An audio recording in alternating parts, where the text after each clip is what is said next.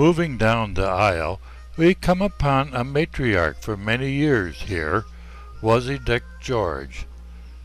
As a subject in a 1980 Smithsonian documentary on Paiute life, she is noted for preserving and educating others of the way of her ancestors. She was born to Sam and Susie Dick in Dixie Valley, lived in Fallon all her life, passing on at 110 years of age in 1983. Actually, the museum covers quite a large area of the West, from the Klamath River tribes of Northern California to the Northern Paiute, Washoe, and Foothill Yokuts, Yavapai, Papago, and Pima in Arizona, all the way to the Jacarilla Apache of New Mexico, in all covering 5 states of the southwest United States.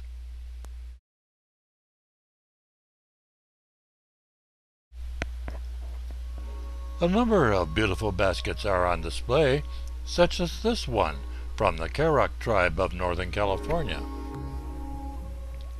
A beautiful intricate design from Yavapai of western Arizona.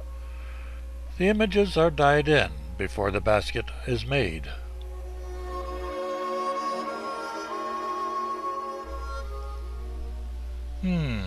This one seems to be covered at the top. Actually, it isn't a basket, it's a hat from the Klamath River tribes. Here are locally made baskets by Mary Dalton, who lived in an old-style Thule reed house near Stillwater with her husband and 2 sons, just a few miles east of Fallon. Baskets didn't have to be large. This collection of miniature beaded baskets are also from Nevada crafters. Let's get a closer look at a couple of these small ones.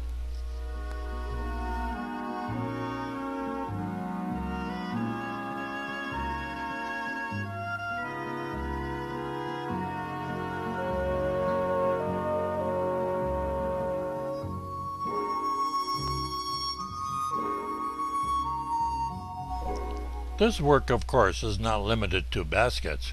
Here are a couple of examples of Paiute cradle boards. These winnowing trays were used in food preparation, for example, for tossing pine nuts in the air so a gentle breeze could remove the empty shells.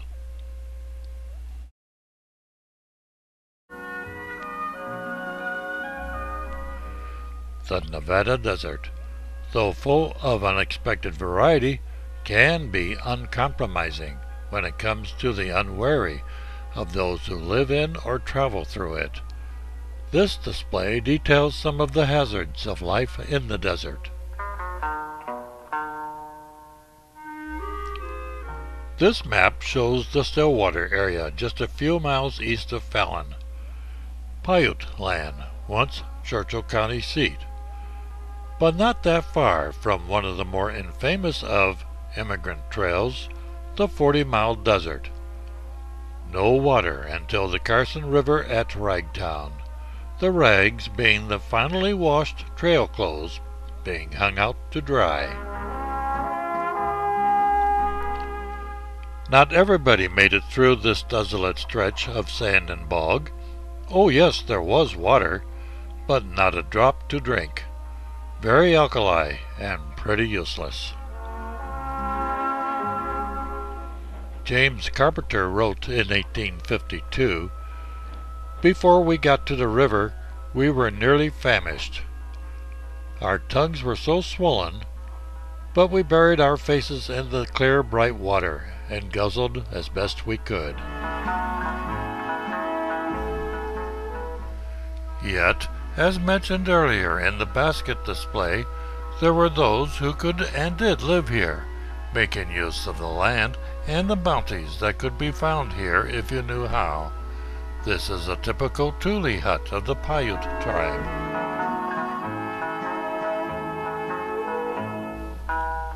They even found a way to get around by water.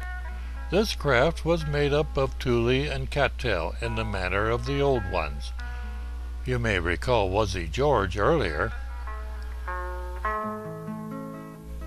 Well, come on by and read how it's done by Wuzzy in one of the many descriptions located in this display room.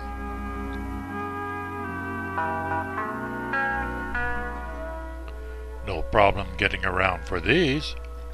This is a painting of pelicans on one wall of the display room and points out a feature today of Stillwater, a preserve of fresh water that serves as an important stop in the flyby of migrating birds.